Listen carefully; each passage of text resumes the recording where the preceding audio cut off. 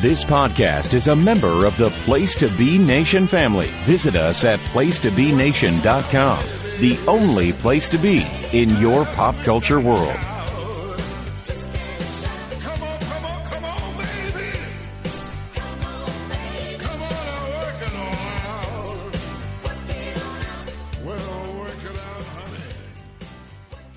Place to Be Nation. Pop, how you doing out there? Welcome back to Making Mount Rushmore. This is our 10th episode. Nice little milestone for any pod to get on the network here.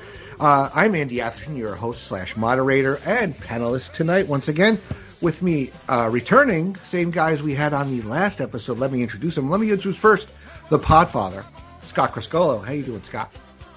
Good evening, Mr. Atherton. Hello, everyone. It's good to be back. I am pumped. I'm glad I get to pick and choose when I am invited on, and I always thank you, Andy. I like to make sure that my topic that I'm asked about usually is rock solid, and the last episode was great. This one might be even better. I am very excited to talk about our two topics tonight because I don't get to talk about stuff like this very often, so I'm excited. It's kind of the heart and soul of what this show is about. Is I like to put out their topics, and I kind of lean in to certain people. Like the last episode, I knew that was you and Johnny were that was easy bait. I just reeled you guys in, and this one as well. This is a great topic, and back I just mentioned him, Mr. Arsenio. How you doing, Johnny? Yes, sir. I'm great. Sorry you couldn't get the younger generation to represent, but we'll do our best to keep it entertaining, and we'll stick to what we know. They don't know funny. We know funny. We're the old people. We know funny. Speaking of funny, that is what this episode is all about. Later on, we're going to give our Mount Rushmores of Saturday Night Live characters, and you've heard us all three of us talk about Saturday Night Live every episode of Year in Pop, because we break down those, and we mention characters on that. But we're going to do that later on. First, though, we're going to start off with our Mount Rushmores of stand-up comedians. These are the performers that get up there and they just have you in the palm of their hand.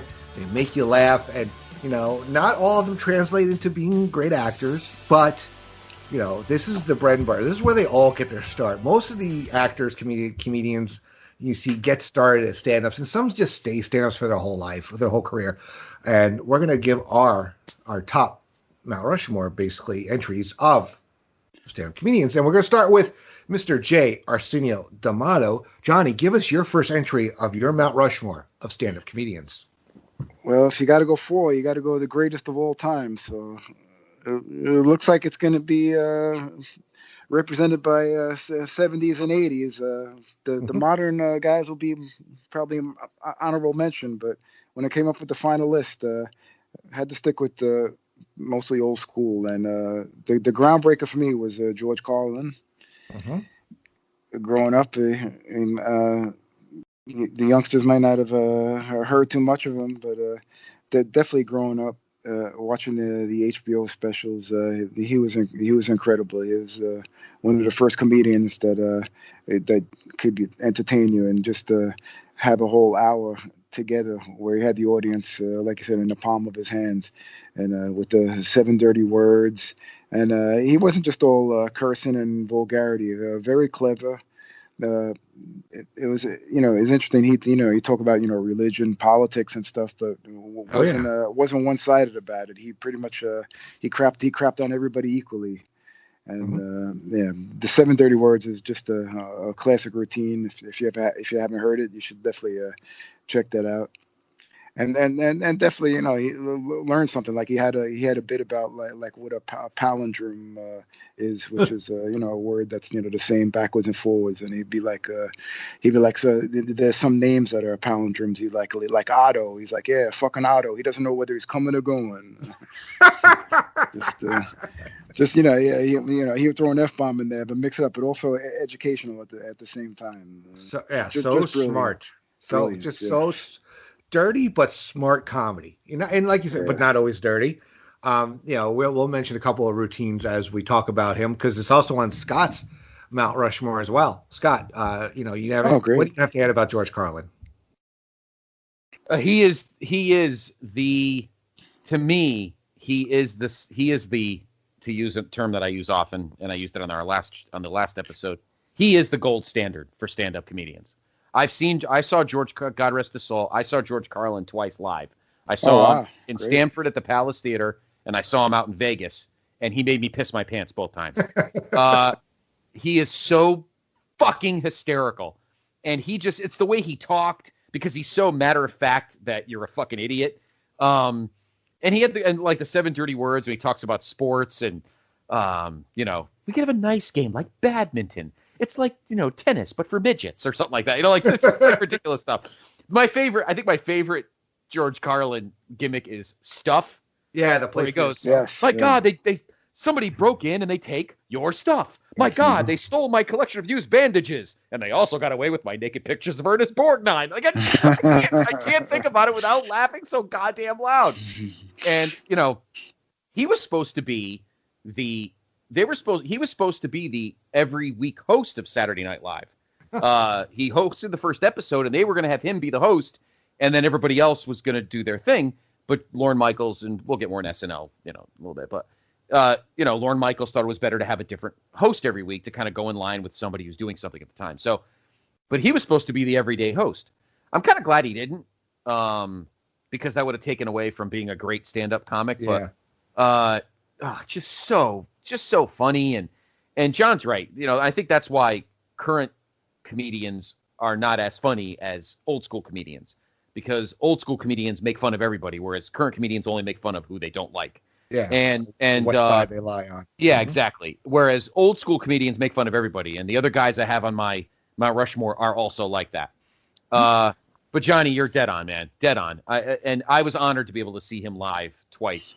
Oh, what's the other funny thing? You ever notice when you have to fart, but you're walking on the sidewalk, a little bit comes out every time your cheeks move? So when you're walking, and I do that from my desk to the fucking can. So I understand where George Carlin's coming from. Oh my God! Just Johnny, you hit the fucking home run. George Carlin, cocksucker, motherfucker, and tits. Yep, yep. He was on my Mount Rushmore as well.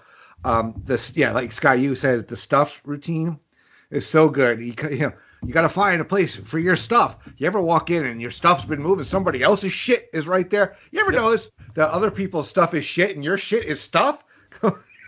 Yep, absolutely. And the sports thing, what's not a sport? What's not swimming's not a sport. Swimming's a way to keep from drowning. Yep. That's common sense. Sailing's not a sport. Is riding the bus take a sport? No, I rest my case. Bowling's not a sport because you have to rent the shoes. Gymnastics not a sport because Romanians are good at it. It took me a while to come up with that one, but I got it.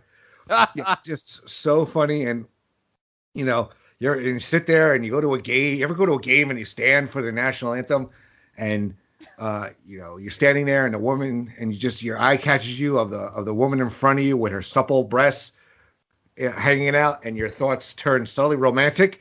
What fucking knobs? Look at those knobs. Knobs to the USA. You know what? I think during the halftime, I'm going to go to the refreshment stand and get myself a wiener. And then I'm going to make her watch me eat it. I think my favorite, I don't know if I can say this with a straight face, but I think one of my favorite George Carlin movie moments is in Jay and Silent Bob Strike Back. When he plays the hitchhiker, and he's like, "You got to give a little something to the driver," and they're like, and they're looking at him like, "What?" And he goes, "Listen, if I can avoid having to walk for 400 miles, I'll take a shot in the mouth." It's just so fucking good. Oh God, it's just so goddamn amazing. And the other thing about George Carlin is he crossed over to kids. Remember, he was the we'll say dictator, the conductor in Thomas the Tank, right? Thomas the Tank Engine. Yeah, he was one of the narrators. Yeah. Mm-hmm. Yeah. So he he's in a ton of great films, funny films. He's in Car Wash. He's in Dogma. He's in all those, he's in Scary Movie 3. He's just amazing. It's absolutely amazing. It's sorely missed in comedy today. A guy like him. Scott, give us one of your entries. This is a no-brainer. I'm pretty sure Johnny's got this guy too, because if in the grand pantheon of stand-up comics, this might be one guy. If there's one guy that's on the list that's either, like, in my opinion, this guy and George Carlin are probably 1 and 2 or 1A and 1B in terms of stand-up comedians, because they're just so smooth at what they do. I got to put Richard Pryor on here. Richard Pryor was one of those guys that grew up in the counterculture of the 60s. So here's a guy, a good, black comic who might not have, gotten the advantages of others, but didn't care. He was on the Tonight Show pre-Johnny when, what's his face? Whether, I don't know, it was Jack Parr, whoever hosted the Tonight Show. Yeah, it was Jack Parr. Mm-hmm. Merv Griffin had him on a lot. So at a time, of course, when black artists and entertainers were not treated the same, except maybe Sammy Davis Jr., Richard Pryor broke the mold and just became funny. He became a hippie, and, it's a very different kind of humor. And as time progressed, he just became that guy that could tell the cultural jokes so well, broke the mold. He was a different comic than George Carlin, obviously. And even though he was probably high for 2/3 of it, if you've ever seen, and I know Johnny, I don't know if you've seen it, Andy. I know, Johnny, you've seen it.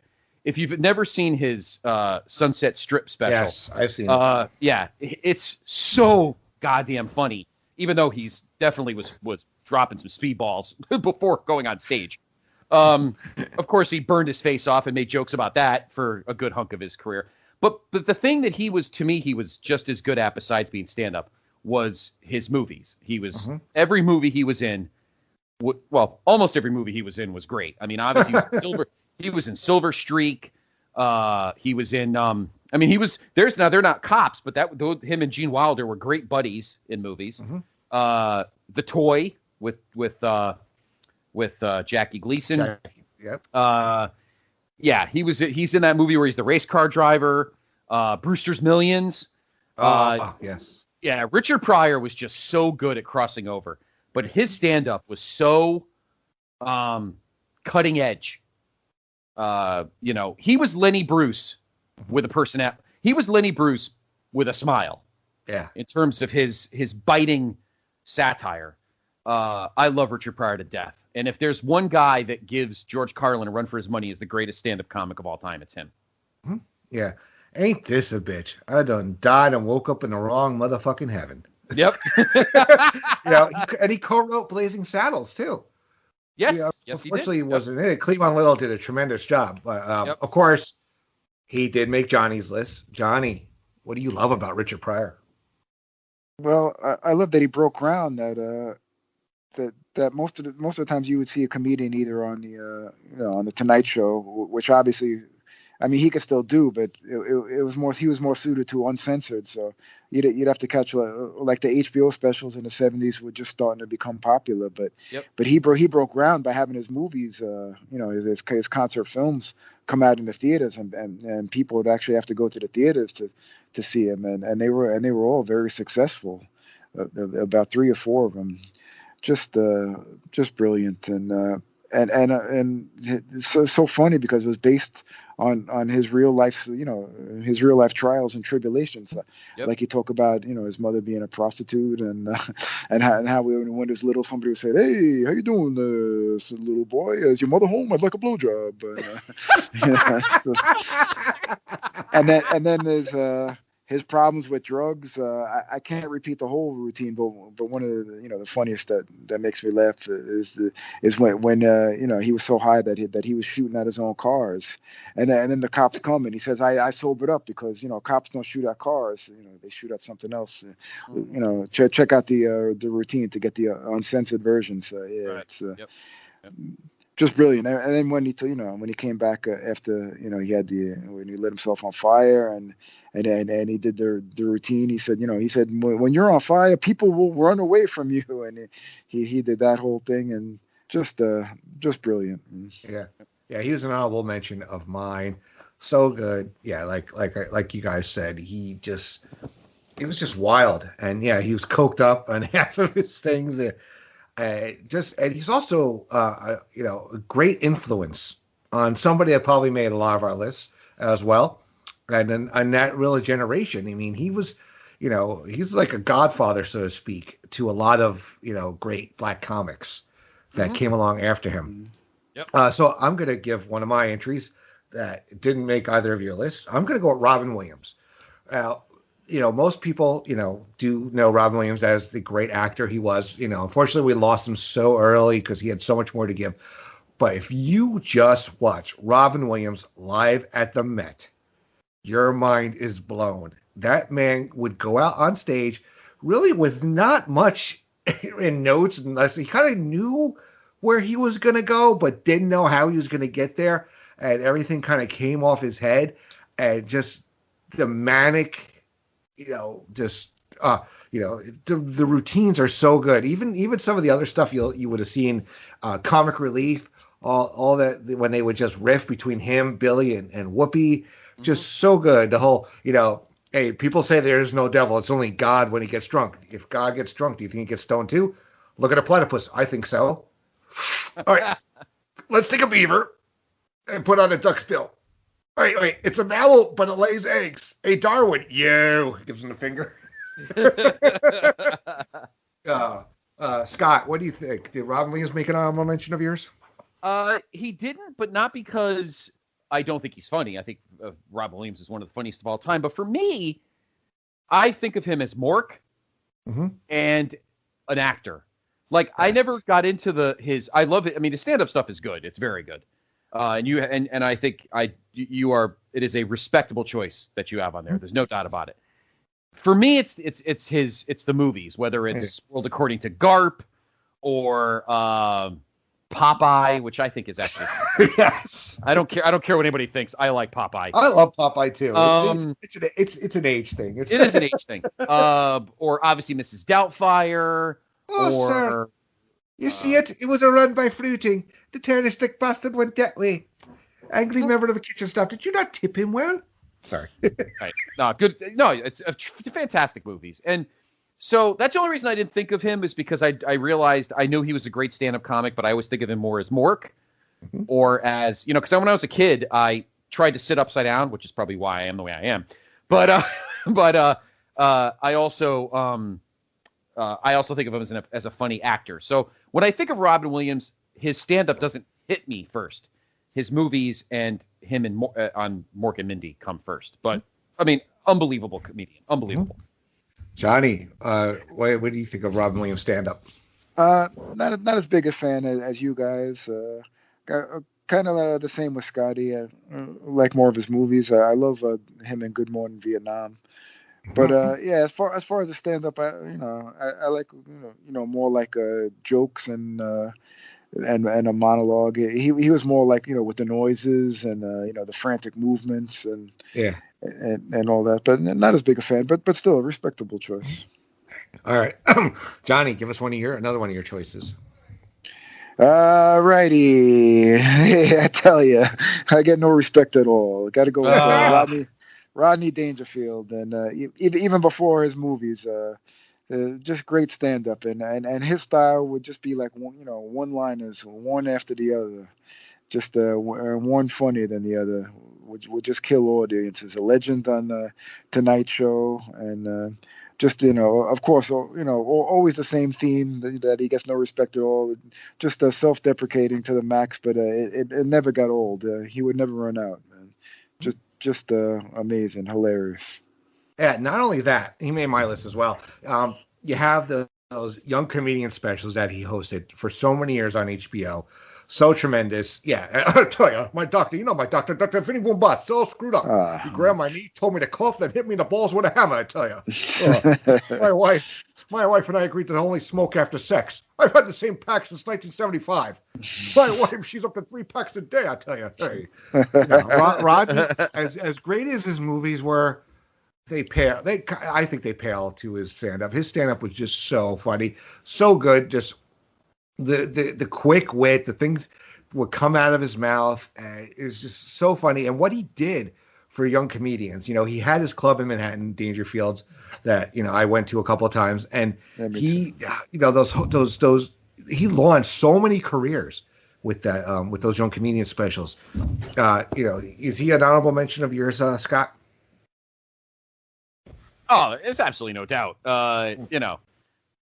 Things like when I go to the zoo, the animals throw peanuts at me. And there's so many. We could be here all night. Yeah. Yeah. No. Yeah. We could just go on and on. He's so good. Again, I love his movies are just amazing. The list of and you're right about his Dangerfields, because the people that have gone through that building, guys that we'll talk about and through the rest of the first half of the show, I won't mention names, I don't want to ruin it, but the people that have walked through that building is amazing. But just the one-liners. My fan club broke up. The guy died. I was ugly, very ugly. When I was born, the doctor smacked my mom. So Johnny's right. We could just sit here and do Rodney's all night, but and the movies are great. Obviously, to me, he'll always be Al Czervik, and always will be Al Czervik. Hey, Wang, what's with the pictures? It's a pocket lot. Come on, will you? I mean, I could just don't get me started on that movie. We'll be here till 5 a.m. Quoting that, but hey, baby, you're all right. You must have been something before electricity. You want to make $14 the hard way? Oh God, dude, it just makes me cry. It's sad we don't have it anymore. Yeah. But yeah, no, he's definitely on my honorable mention. Absolutely, no doubt about it. Yeah, I as much as I love Al Czervik, I love Monty from Easy Money even more.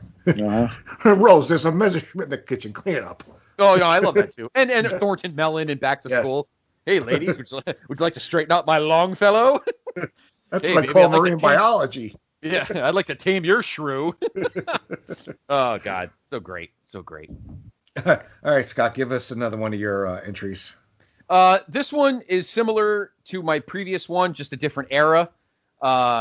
This guy had the first, I should say he was the second comedian that I bought a comedy album. And on a side note, and you three guys would appreciate this, the art of comedy albums is so lost now and today, isn't it? Comedy albums are amazing. My dad was a pretty cut and dry, old school New Haven Italian, but I used to go through my dad had Flip Wilson albums. Yeah. Pop, what the hell is this? He goes, I like Flip Wilson. He's funny. I'm like, okay. My dad can listen to Richard Pryor. Too many swears. But yeah, no, Flip Wilson's great. And George Carlin had like 20 different ones. George Carlin ones. Yeah. Imus had them. Imus's albums are amazing. This guy, though, kind of not supplanted, but he kind of took the mantle of great black stand-up comic from Richard Pryor when Richard Pryor focused on the movies. Obviously, I'm talking about Eddie Murphy. If anybody listening has never watched Raw or Delirious, watch it. Watch both of them. One is when he's wearing the purple leather, and one is where he's wearing the orange leather. Both are amazing. I never thought when I saw Raw, which was the one that was in the theater. Delirious was first. HBO's, yeah, Delirious was on Delirious HBO. Was the first one, yeah. That was the orange. Yeah, that was the orange one. And Raw was the purple. Raw was in theaters. Yep. I snuck in because I wasn't 18 yet, and I snuck in and watched Eddie Murphy Raw, and I had already loved him because at this time he was already in 48 Hours, as Johnny had talked about in the last episode. He was in Beverly Hills Cop. He was already in all those movies, and I snuck in. I think I was 15 when Raw was on, and I was just amazed because first off, he was Richard Pryor with like the cool look. Like Richard Pryor was cool, but he was like that low down kind of blues cool. Eddie Murphy was that 80s like hot rock pop, like almost like Prince cool, and he was just so good. And, his jokes were nice and dirty, which was awesome for me as a kid in his teens. And, everybody, I swear so much on that when I meet people at the airport, they swear back at me thinking it's like a greeting. Hello, Eddie. Fuck you. Suck my dick, I know you, Eddie. Yeah. Go, fuck you, man. Fuck you, man. Yeah. No, he's top of the line. And he was, after being a very bright star in a dark time for Saturday Night Live, Mr. Robinson's Neighborhood, and of course James Brown in the hot tub. Hey, hot tub. His stand-up stuff is just second to none. Delirious and Raw, you must watch it. Eddie Murphy, undoubtedly one of the 4, for me, greatest comics of all time. Oh, yeah. Yeah, he made my list as well. Delirious, you ain't got no ice cream. You can't afford it. You got this big, greasy, pink mess mama burger. You go, wait, mama burger, man. And then you have Raw with that whole thing and then you have the whole thing where he does Bill Cosby. And then he does Richard Pryor impressions. Yeah, y'all see Delirious? People think I could do like Kerr show, just walk out there, and not get what I'm trying to say. Yeah, so funny. Johnny, what do you have to add about Eddie Murphy stand up? The only reason he's honorable mention only is, just because of the longevity. He really only. But then again, he couldn't after those 2 albums. It's like he couldn't top him, and plus he's such a big movie star that although there were rumors that he's trying to get back in it, unfortunately before what's going on now that he was testing out his new stuff out in the clubs before the pandemic hit. But and another reason why I didn't have him is because some of my favorite bits are kind of censorable that we can't be repeated here. Just Google or whatever, or go listen to the Delirious album, the Honeymooners bit, and the first track on the album, which is it's a word we can't even say, which is funny too. So a lot of stuff wouldn't fly today, but they're still funny. Yeah. So Delirious came out in 83. Raw came out in 87. So very impressionable years for us. Yep. Yes, very. That's all right. All right. Well, I only have honorable mentions left. So Johnny, you're going to finish off the list basically with your last entry. Okay, we talked about Rodney and how groundbreaking his young comedian special was, and probably the greatest performance of all time that created a huge star who will go on to sell out arenas, Madison Square Garden. He first came upon the scene on Rodney's young comedian special, and it's the Dice Man, Andrew Dice Clay. Yes. Everybody knows how much I love him, and again, probably one-dimensional. Didn't really have too much longevity, but for a while he was the hottest thing there is, and with the nursery rhymes and his vulgarities, but still just hilarious, and he killed that young comedian special. Oh yeah, those other poor slobs that were on there. There's just there were some other funny guys on there too, like Barry Sobel and Dom Herrera, but they were just eclipsed by a totally breakout performance by the Dice Man. Yeah, he was just a character. He came out with the belt, the gloves, the glasses, the cigarette smoking. Everybody did the thing with the cigarette where you went around your head, everybody tried. Of course, he made your list as well, Scott. Jack and Jill went up the hill, each with a quarter. Jill came down with $2.50. Oh! That fucking who? That fucking who? Good old Mother Goose. Hickory dickory dock. Oh my God. Yeah, it's fucking Dice. Because Dice, just like Dice is on mine, he's the 4th one on my list. Dice, because again, I think a lot of it for me, and I think Johnny hit the nail on the head, a lot of it is where in your life you are. And Dice hit right as I was going the back end of high school, 89, 90, 91. And so I was loving, because he was, now. He's a rock star. If you could sit through The Adventures of Ford Fairlane, good luck. But don't be harshing on Ford Fairlane. It's a good movie, but it is one long Dice routine. It really is. Just shoehorned into a movie, but I love it. Yeah, no, it is. But he was just so amazing to us now, to us in high school that were between 16, 17, 18 years old. He was so damn cool. And it was all just jokes about whoas and everything, and he smoked like a fucking fiend, and I actually was we talked about it off air. The fact that he got one of my least favorite SNL SNL players of all time, Nora Dunn, to not show up one night. Fine with me. Now, was his episode good? I feel like Lorne Michaels neutered him. He could have been a lot funnier when he was on SNL, but they kind of cut him off because, it was NBC. But in any event, his 2-tape MSG, Johnny mentioned, that guy owned the fucking Garden for like 2 years. Yes. It was amazing. His 2-tape, or I had cassettes obviously, but 2 like album set is just outrageously good. And the best part about Dice now is everything we see him in now. Whatever he's in now, he's awesome. I mean, he was obviously his show that was on Showtime a few years ago. He was in Vinyl, that first episode of Vinyl. I wish he had lasted longer. Wish the show lasted longer, but he was so great in that. Fucking absolute coked out nut job. Par for the course, I guess. I mean, anything. He's one of those guys that had to dip and then come back. But he chewed up the audience whenever he was on stage in his prime. And whatever happened afterwards. Things change. People are prudes. Whatever.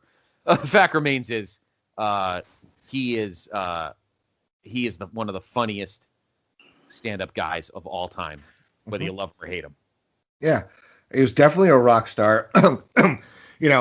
Scott, our good friend Pate, how coordinated he is. He used to do that dice thing all the time. Oh, he did. Yep. He absolutely did. Yep. And, I know it's a little inside baseball, but our good friend Steve, not the most coordinated guy. No, he's not. Trying to see him, and he didn't smoke, so trying to see him do that was hysterical in itself. But yeah, the guy just blew up. Want to talk about a rocket strap, basically. The guy just blew into the stratosphere. Yeah, he burned out quickly. He had to go away. We missed him. Ford Fairlane, yes. Not is it the greatest movie? No, I love it basically because I just graduated high school when it came out, so I was in that target audience, so to speak. My girlfriend at the time, I didn't got mad. I want to sit with her. I had to sit with one of my best friends to watch the movie because we were both Dice fans, so big, and we ended up not getting to sit together, and I had to sit with him. Long story for another show. But he's a guy though that is really tried to act. I didn't watch Vinyl, but he was very good in Blue Jasmine, that Woody Allen movie. He also played Lady Gaga's father in the Stars Born remake. Yeah, very very good. And who could forget him on Different Strokes as the bully? With the sideburns. Yep. He played Willis. Mr. Drummond's like, what's he gonna do? Stab me one of his sideburns? Jackson, come on. Oh, great stuff. He was an honorable mention of mine. So now we're on honorable mentions, and we'll start with Johnny. Give us some of your honorable mentions. All right, let's get some of the modern comedians that people relate to. See, nowadays it's tough because there's so many with the Netflix. There's like 10 different specials every week, so it's harder for the newer guys to stand out amongst the pack because there's so many now. There's so many specials out. But a guy that's very popular, but still a lot of people don't know about him. He sold out the Garden. He's got about 5 great Netflix specials on there. Sebastian Maniscalco. Yeah. He's a Italian comedian from Chicago, and he's pretty clean. He'll drop like about maybe only 2 or 3 F-bombs during the show. He's family friendly. The chicks love him. He's a great looking guy. The friggin' chicks get weight over him. It's like something that you could even you could sit down. You could watch with like your spouse or even like your parents or whatever. He's family oriented, but also edgy too. And just hilarious. If you haven't checked him out, he's got a bunch of specials on Netflix, and he's highly recommended. I've seen him live a bunch of times, and he never disappoints. He sold out the Garden, so he's definitely got a big fan base, and he's terrific. Scott, give us one of your honorable mentions. Another guy who is incredibly offensive, but in a good way. To the point where I can't really copy any of his jokes, unfortunately. I have always been a giant fan of Sam Kinison. Oh, yes. Sam Kinison is so damn good. I could, mimic him, but my neighbor might throw me out of my house. But yeah, Sam Kinison is so good, and obviously he was in the, he did his own cover of Wild Thing with that tremendously hot Jessica Hahn in the video. Yeah, he was so good. He was good in Back to School as well. But Sam Kinison was there's a guy that left us way too soon. So damn funny. Always a fan of his. And, because he was so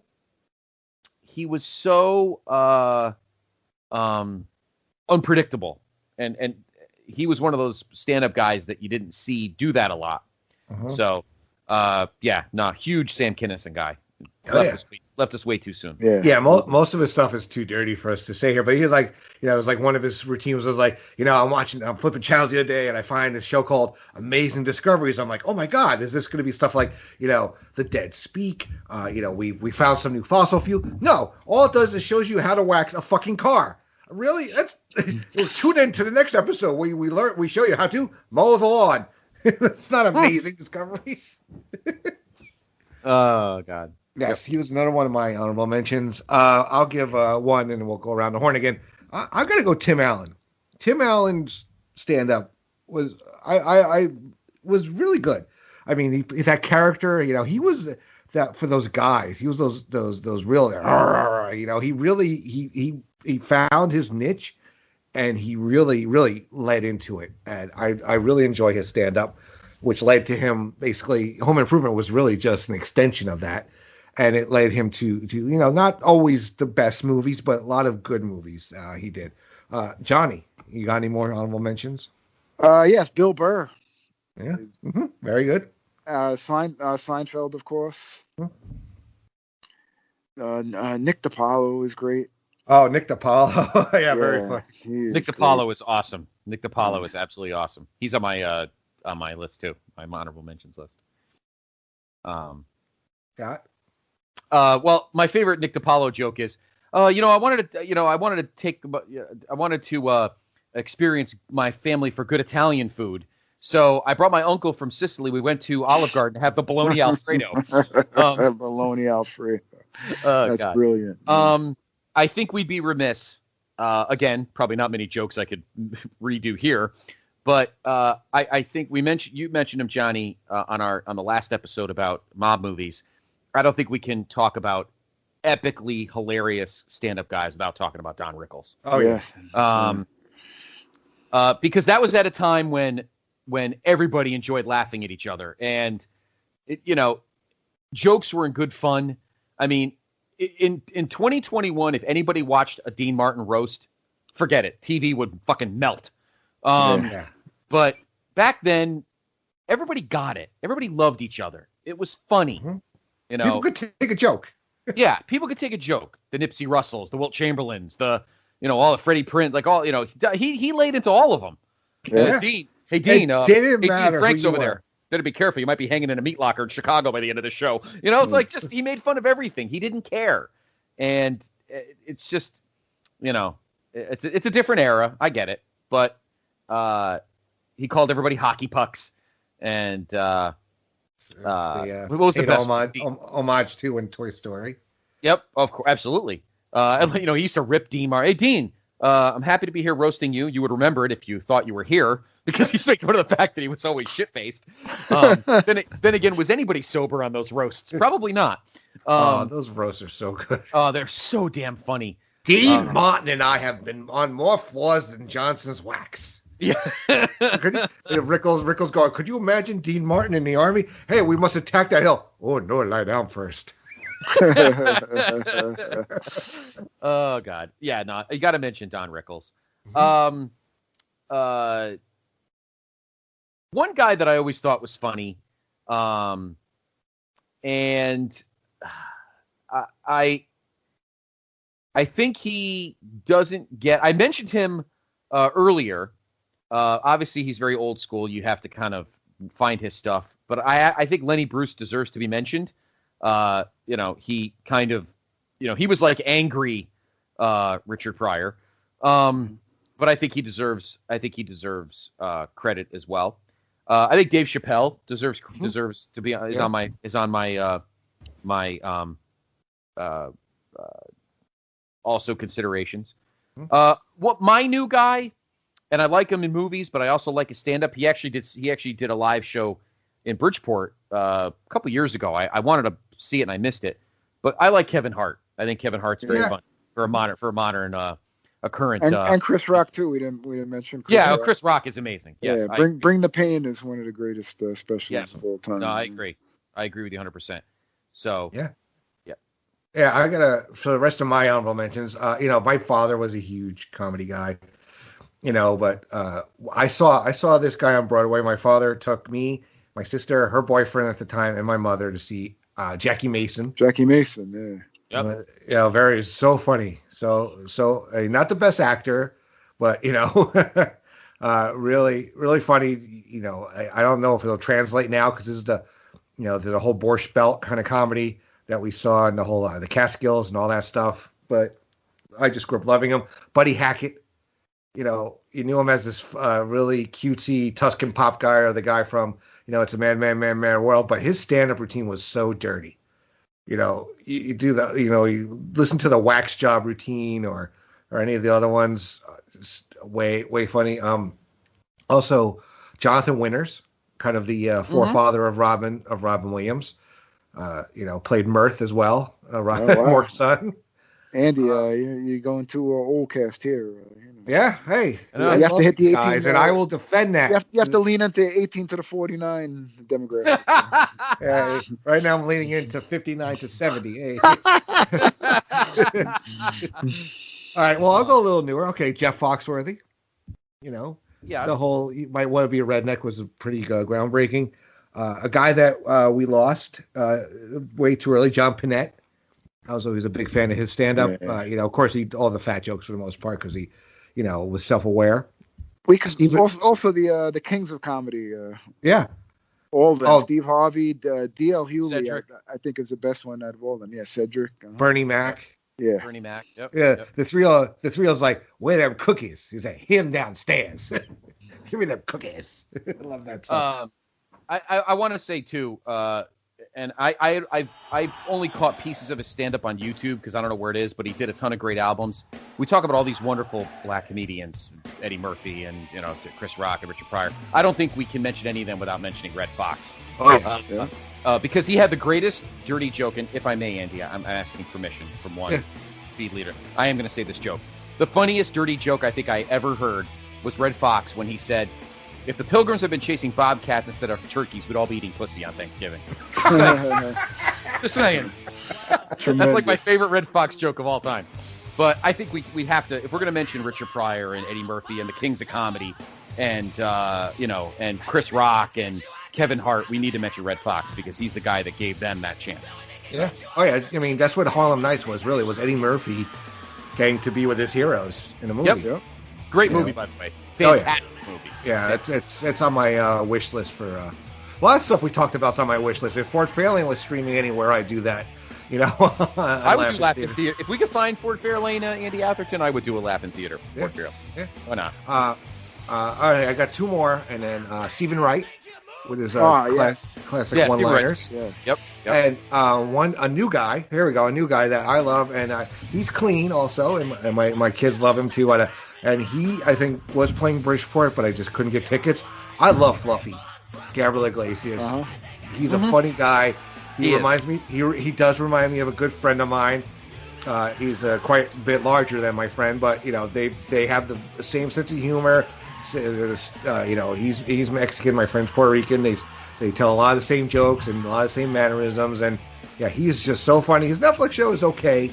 But the guy really brings it. He's hysterical and very funny. So, anybody else that we haven't mentioned?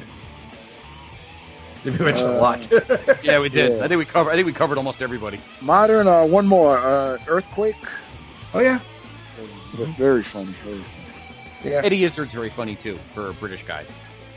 Oh, Eddie Izzard. Take Death. Yeah, no, Eddie Izzard's very funny. And Ricky Gervais. Ricky Gervais too. Yep.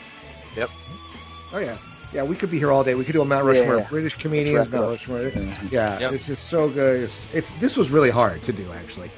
I mean, for me, not putting Dice on the list or Sam Kinison, you know, I had to have Robin, I had to have Eddie and Rodney and George. You know, were no brainers. So awesome stuff, guys. But we're not done bringing the funny tonight. We've talked about our Mount Rushmores of stand-up comedians, but when we come back, we're going to go through and give our Mount Rushmores of Saturday Night Live characters, the great show that has been on the air for, God, now what is it, 40-something years almost? 45 years? Yeah. So with Arsenio and Scott Criscuolo, I am Andy Atherton, making Mount Rushmore. We'll be right back.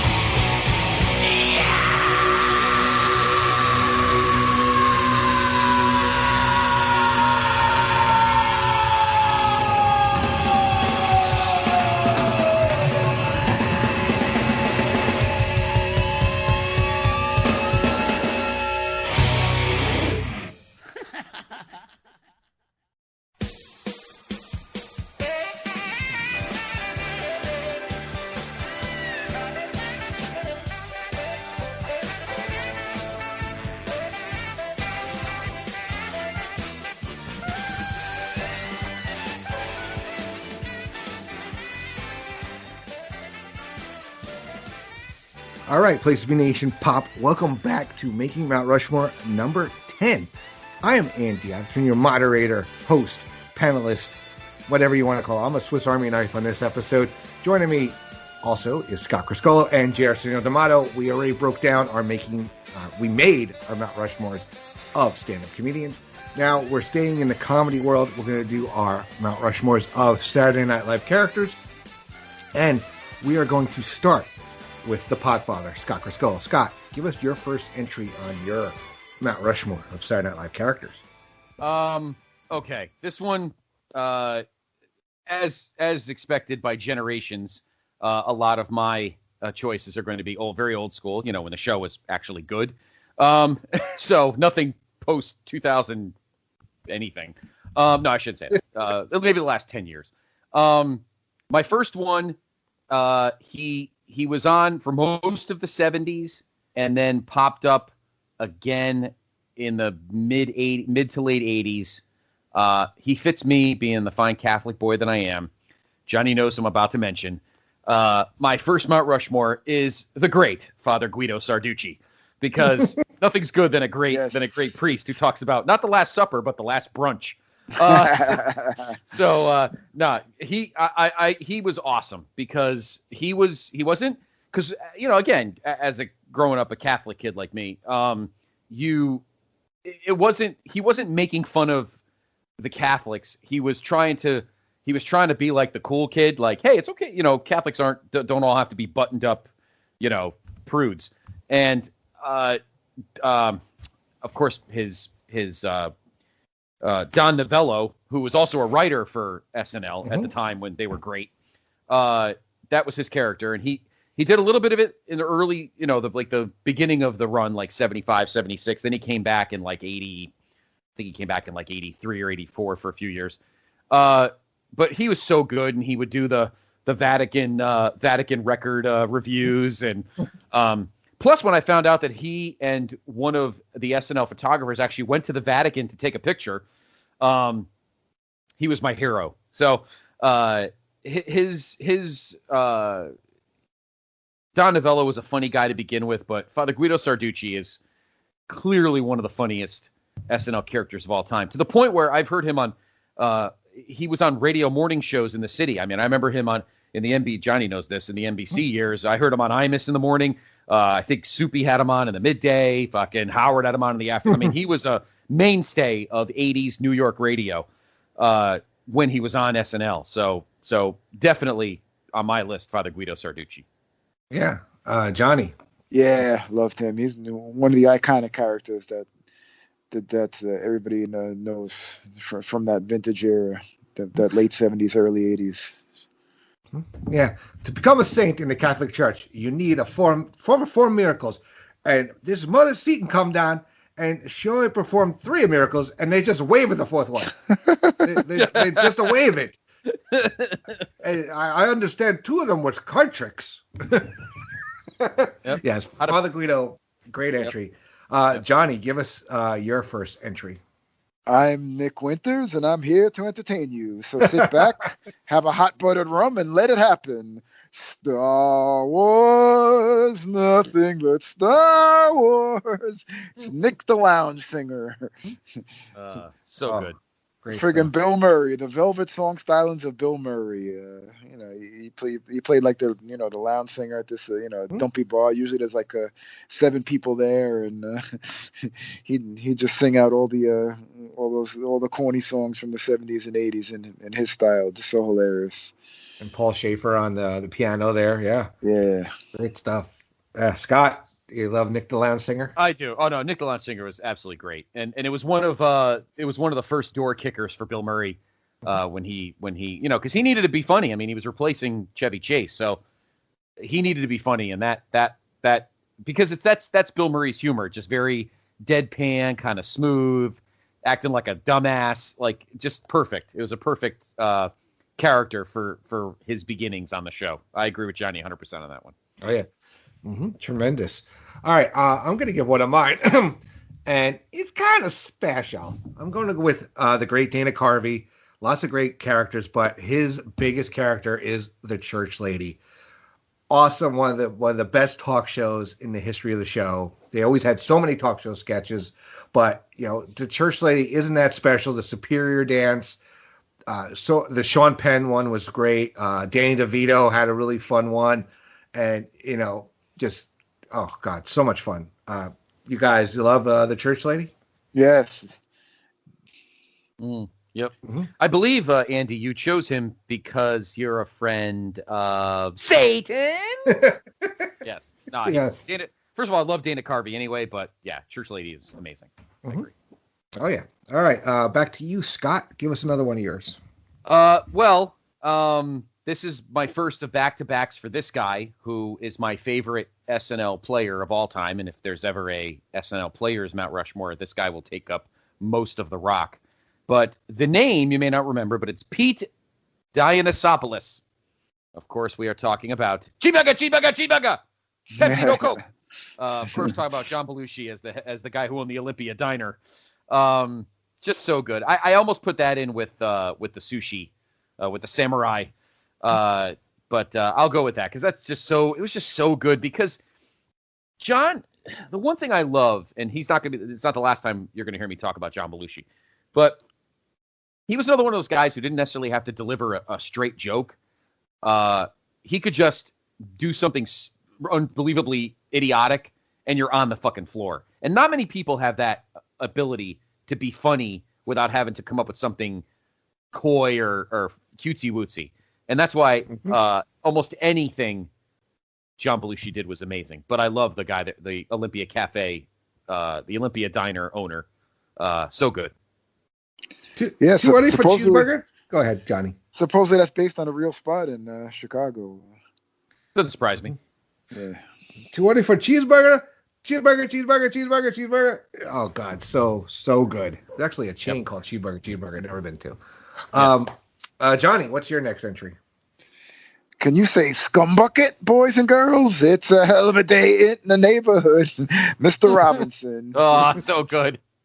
Do you know where drums come from? Africa. Do you know where these drums come from? Smokey Robinson was at the Apollo Theater and left his van open. What can you say about Mr. Robinson? He taught kids words like bitch and scumbucket and one of Eddie Murphy's best ever. Yeah.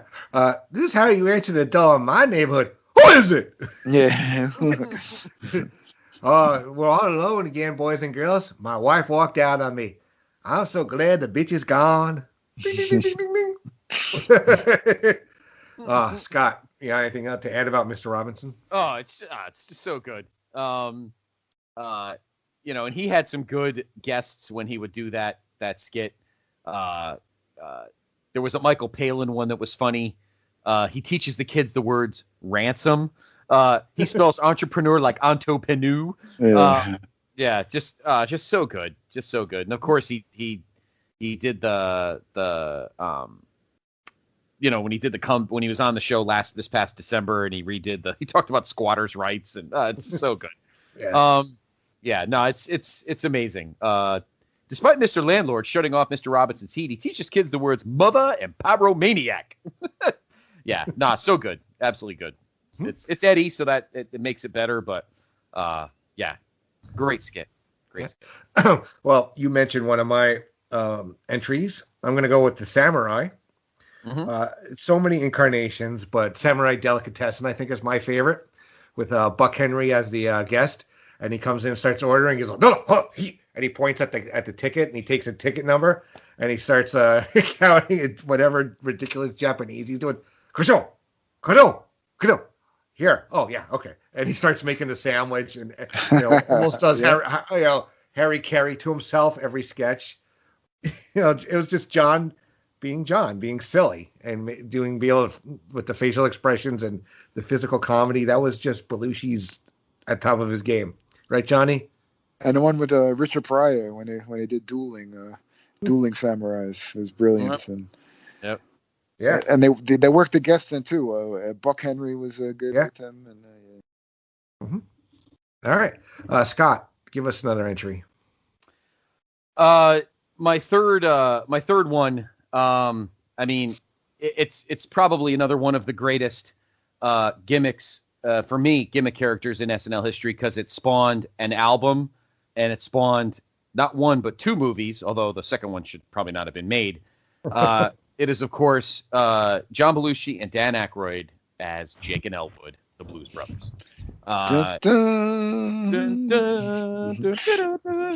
Rubber Biscuit. Briefcase Full of Blues is a fantastic album, but what's funny is what makes me laugh is the background on that, because John Belushi's not a blues fan. He was a typical mid to late 70s heavy rocker, Nugent, like all that kind of, and they were at he met Dan Aykroyd at a club, and Dan Aykroyd threw a blues record on the jukebox, and John was like, "Oh, this is interesting." And Dan Aykroyd taught him the inner workings of blues music. They got a band together, and on one of the first nights that they that they did it, and somehow they got to actually singing halfway decent, and they did a skit, and then they did an album, and they did the movie. I have to say, this might be, I don't know what it could go under. It's not really a comedy, although Andy, you could bend the rules for the Blues Brothers, maybe. I could bend. So I kind of run this place. Yeah, it's a great. I mean, the Blues Brothers is an amazing movie. I don't know what your thoughts on the movie, Johnny, but no, I loved it. It's absolutely. It's one of the best. A lot of the SNL movies are hit and miss. That we could probably do a Mount Shitmore on some of the yes. But that was one of the Mount Rushmore. Yeah, that was one of the hits. Of the hits. No, there's no doubt about it. But they should have made the sequel because John's gone. But there's no doubt that the Blues Brothers are iconic because they again expanded, and as Johnny said, the batting average for SNL characters on movies is probably like 380, but it's just an amazing movie, and it's transcending. So Blues Brothers, man, unbelievable. Yeah, I can't hear a song Soul Man without the image of those two guys dancing. Nope, absolutely. All right, Johnny, give us another entry for you. Well, la di freaking Frickenda. I'm gonna roll me a doobie and wind up living in a van down by the river. Yeah, Matt Foley. Oh, yeah. Friggin' Chris Farley, man. Just the way he hiked up his pants, and all you gotta do is watch that scene where he had the spade. The spade couldn't even finish the scene without friggin' losing it. He was friggin' he was cracking up right live there. He couldn't even finish the scene.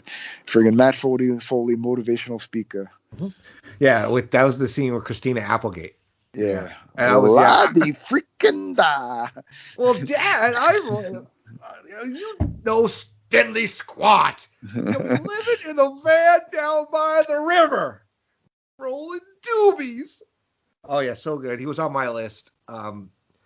Chris Farley, another guy. We talk about this in comedians and everything. He gone way too soon. Belushi was his hero. He lived fast. Farley had a lot. I mean, the Chris Farley character didn't make my list, but that was just Chris being so genuine and so funny. Remember when that time you were on stage and you did that song? That was awesome. He was just so funny. And Matt Foley's actually based on a friend of his. Well, just a name. His friend Matt Foley's actually a priest. But yeah, he started this. I think I don't know. Did he come from the Groundlings or he came from Upright Citizens Brigade? He came from one. He was doing that character before SNL, and he just honed it and just the physical comedy again. Yeah, so great. Scott, you have anything to add about Matt Foley? He's on my honorable mention. I don't know why I can't remember that tonight. He's on my honorable mention because not only is because I love Chris Farley because he is the '90s John Belushi. Yes. Live fast and sadly die hard. But the fact that he was so good that he almost got Phil Hartman to crack when Phil Hartman would play the dad with the chinos, tells you how amazing. It's kind of like the whole Tim Conway, Harvey Korman thing where Tim Conway would make Harvey shit his pants on the Carol Burnett show. The dentist gig. That's another show for another day. But to get Phil Hartman to almost crack as the dad in those Matt Foley skits is epic. It would be when he would hike up his pants and that tight shirt, that friggin' belly would fucking just be out there, and he'd hike up his pants and like put. And his, he'd like, do that thing with his arms. Yeah. Like he's like. Yep. Back at everybody. Yeah. Yeah, I love Matt Foley. That's tremendous. Yeah, just leaving it all out there. All right, so I'm going to finish up my list. I'm going to go with Wayne Campbell. Wayne's World, great sketch, iconic. Really another one that combined music with with the comedians. The top 10 list that they would do with him and Garth. That time they had Aerosmith on with Tom Hanks playing his Garth's cousin. Barry, who was a roadie, he's like, oh my God, Aerosmith's in my breakfast nook where I eat my nut and honey crunch, if you will. Check one, syphilis, check one, yes. syphilis. Showing. Squeeze me? Baking powder? Yes, one of the few, like you said, successful spin-off characters to the movies, Wayne's World. Wayne's World 2 is still funny, not as good as the first one. Wayne Campbell, one of my favorites, just so funny. And I saw them. They did a tour when I was in college. It was Chris Rock, Dana Carvey, and Mike Myers. And they did stand-up. And then they close it, though, with a Wayne's World sketch. So much fun. You guys, Scott, Wayne's World? Wayne Campbell, I mean? Oh, I love Wayne. I love Garth. Garth loved Mrs. Aykroyd, Donna Dixon, in the movie. No, I love Wayne and Garth because I love Mike Myers anyway. So, but awesome. Mm-hmm. Yep. I love you, Dream Lady. All right, yep. I slipped. Johnny, Wayne's definitely. World? Oh yeah, definitely honorable mention. Definitely for me. Yep. All right, John, finish up your list. I mean, sorry, Scott. Sorry, didn't mean to go out of turn. No, my last one is I don't want to be sexist because I have only guys so far, but I don't think you can talk about great over the top characters without talking about arguably the greatest weekend update correspondent of all time, and that is Miss Rosanna Dana. Another one that left us way too goddamn soon. Gilda. And when Emma Stone tried to be her on the 40th anniversary, it was an absolute disgrace. But that's just me. Gilda was just so fucking good, and it was just a great, it was kind of a mix of various characters. Johnny, if you remember Roseanne Scarmadella on Eyewitness News, that's where she got it from. Yeah. Yep. But it was just so good. She had so many great lines. Jane Curtin would go, "Roseanne, you're making me sick." It's just like so amazing. She would mention her kids, Nana Rosanna Dana, Aunt Pollyanna Rosanna Dana, Carlos Santana Rosanna Dana, Aunt Hosanna Rosanna. It was just so Lola Falana Rosanna. Oh, it was just so great. She had great timing. She was one of the greatest timing comedians of all time. And she was one of the first characters that I ever watched to get me into Weekend Update, to get me to that show. So, yeah, no, you can't not think of that show and her without Rosanna Dana. Johnny? Yeah, honorable mention, sure. Yeah, Mr. Ralph Fader from Fort Lee, New Jersey writes, "Dear Rosanna Dana, last Thursday I quit smoking, and now I gain weight. I'm cranky, I'm irritable, my face break out, and I got gas. What should I do?" Well, Mr. Fader, you sound like a real attractive guy. It didn't make my list, but another one of her update characters, Emily Latella, where she would get everything wrong. What is all this about violins on television? There should be always have violins on television because it's teaching real good values, or making Puerto Rico a steak, like where she would just mess up one thing, and Jane Curtin would correct her, and she'd go, "Never mind, bitch." All right, Johnny, finish up your list. All right. Because he's the greatest of all time, I got to go with two from the same guy. Una panuna banca, your aunt ties 3 times a made it. Got to go Buckwheat. Yep. Buckwheat sings, and who shot Buckwheat? Look, Alfalfa, I'm not dead. See. We don't want to go on too much because it's not the most politically correct character, but still one of my favorites. Yeah. Oh God. Yes, too funny. All right, we're up Wookin' to Panub. Better Daba, better Dave eyes. You just have question marks on the screen. Priceless. If you act now. Well, he did do Buckwheat on when he came back. They did The Masked Singer. Oh yeah. Yep. So it's like they were able to get away with it. So I think it's okay. Well, and it's also Eddie, and Eddie's, it's if he's. I mean, again, it's not like it's he's doing it. You know what I mean? So it's fine. But no, it's an amazing character. Absolutely, I agree. All right. Well, we're on to honorable mentions. This could take a little while. Scott, why don't you give your honorable mentions? I've got so many. It's oh God. Probably my favorite. Okay, I had asked. I had the church lady. I had Matt Foley. I had one of my favorite Dan Aykroyd ones, Fred Garvin, male prostitute. He's one of my favorites. I love. Yeah.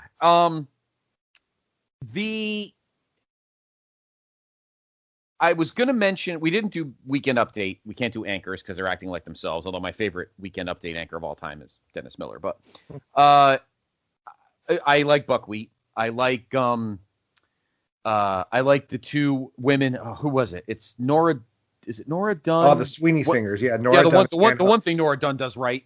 Her and Jan Hooks, and then that's where the chocolate sweaty balls starts. That's a good one. I do like the cheerleaders, the Spartans, Will Ferrell, and I thought, and this guy we haven't mentioned nearly enough tonight, Phil Hartman's Frank Sinatra is one of the best. First of all, Joe Piscopo's was not good. No. Joe Piscopo was like doing karaoke. Phil Hartman's Joe Piscopo. I got pieces of guys like you in my stool. Just so amazing. Almost anything Phil Hartman did was great. Unfrozen Caveman Lawyer. He was the glue guy. So there's not a ton of. He's just good at everything. Mm-hmm. What's it? I can't think of his name. The Mike Myers, the German. Dieter. Yes. That's the time much Schwackes von Vidance. Would you like to touch my monkey? Touch my monkey. Yeah, so good.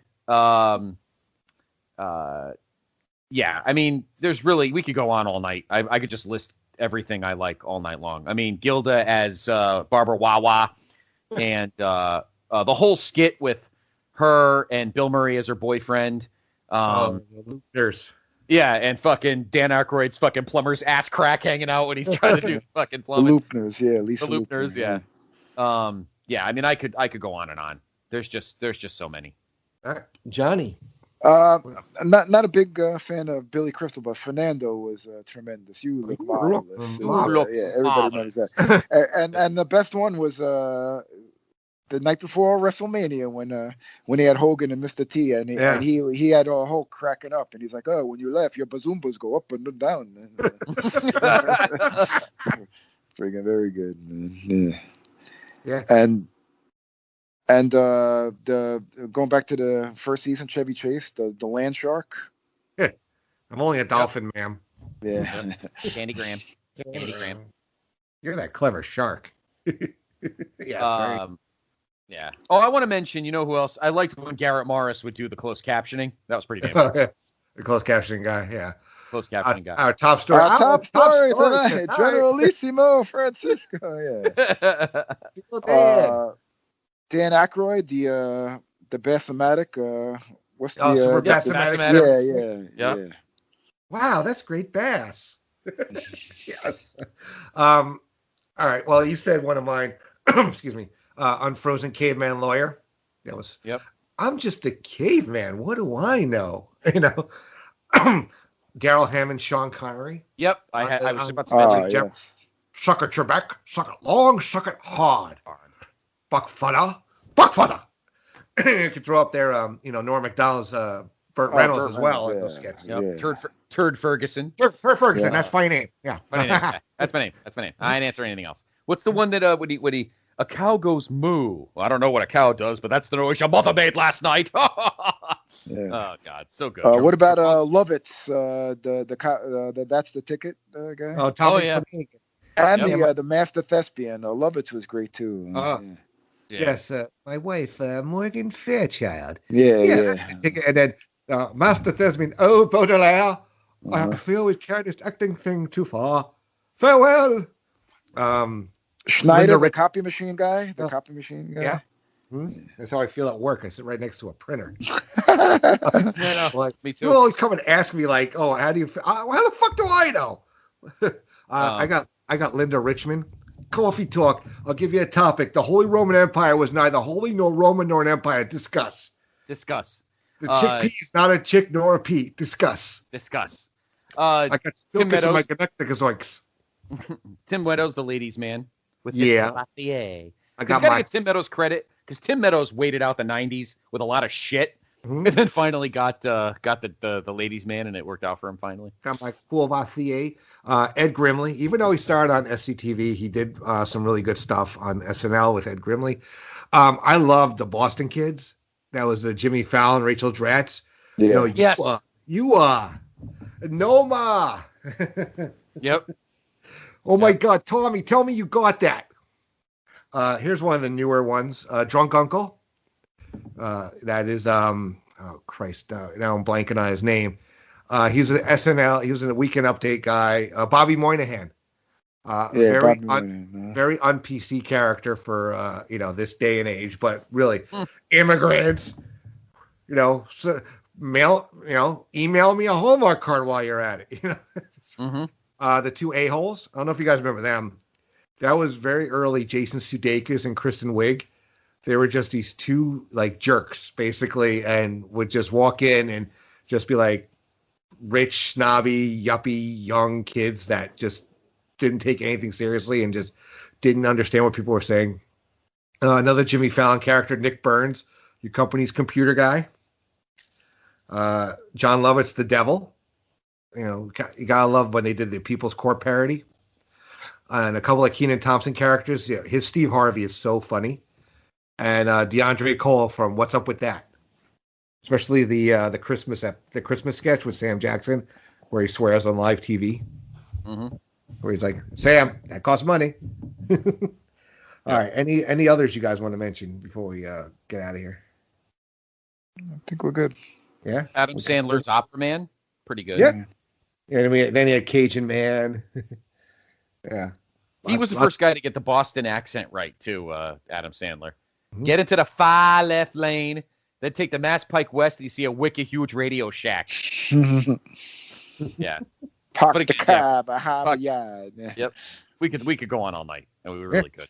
Yeah, lots of great stuff. But what do you think? Write in the comments when we post this on the Facebook page, and tell us what we may have missed, what we got right. You know, just interact, have some fun. So before we go, though, let's kind of say what we all got going on, where we can be found on the social medias. We'll start with you, Mr. J. Arsenio D'Amato. All right, on the No So feed, this week in the NFL, getting into the home stretch, be covering all the weekly drama of the NFL. At Jedi7 on Twitter. And we'll be with you guys soon, next month, for the Year in Pop 1988. Mm-hmm. All right, Podfather, what do you got? You can follow me on Twitter at PTB Podfather. Check out everything on the PTB Wrestling Network. Andy's got a couple of his quarterly shows this month, so check those out, both Evolution and the Great Debate Wrestling. And everything great on this feed and everything great on the wrestling feed. Check it out. All right. Like I said, lots of great shows here on all the feeds. On this very feed, you can hear me on Blockbuster Rewind. The latest episode will be out by the time you hear this. That is Shrek. The Shrek franchise we'll talk about with Logan Crosland. That's myself, Eric Eels, and Scott Shiflett. Pop Goes to the Couch. Each and every week, we broke down Cobra Kai over 4 episodes, and now we're covering the newest Disney Plus series, WandaVision. So check that out. That will drop weekly, and we're just going to keep going. We're going to go with Falcon and Winter Soldier, and as we go, we really enjoy doing these. They're lots of fun for us to break down, and I have a great time with the guys, and the door is open to all the hosts here at Place Nation to join us if they have the time or desire, as well as other shows. Laughing Theater is going to be back. Like Johnny said, Year in Pop. We're going to continue on. PTBN Trivia Night. That is every other week. We have a themed episode. You win a themed episode. You make the semifinals. You win semi. You make the finals. And then you will become the first ever PTBN Grand Champion. And you will get your very own custom championship belt. So check that out. Check out everything on the Wrestling Network. Everything on the North-South Connection, as well as Jenny Position. Join the Facebook group, The Place to Be. If you haven't done so, check out PlaceToBeNation.com. All the pods from all the feeds are on there, as well as lots of great articles. And also, Scott, you have a shop. PTBpublic.com. PTBpublic.com. PTBpublic.com, and type PTBW in the search, and we got all your great logos. As a matter of fact, Andy, I got to add a couple of yours. So maybe sometime down the line, you could wear a Wrestling Evolution t-shirt. Wow. But yeah, check out all the great shows. You can wear all of them, from the Place to Be podcast to Main Event to Talking WCW, PTB NXT, to all the great ones. Yeah, all tremendous shows on that feed as well, like the Gold Standard. And thank you to you and your PIC for having me on last month to break down the first show I ever attended, first pay-per-view I ever attended live, SummerSlam '91. That was a great ep. Yes, thank you, Johnny. Thank you for taking the night off to allow me to sit in the guest chair for that episode. So I want to say a big thank you to 2 guys I just, love doing pods with, great dudes, Mr. Scott Criscuolo and Arsenio D'Amato. I am Andy Atherton. Thank you for joining us here on Making Mount Rushmore. We'll check you out on the next episode. Take care.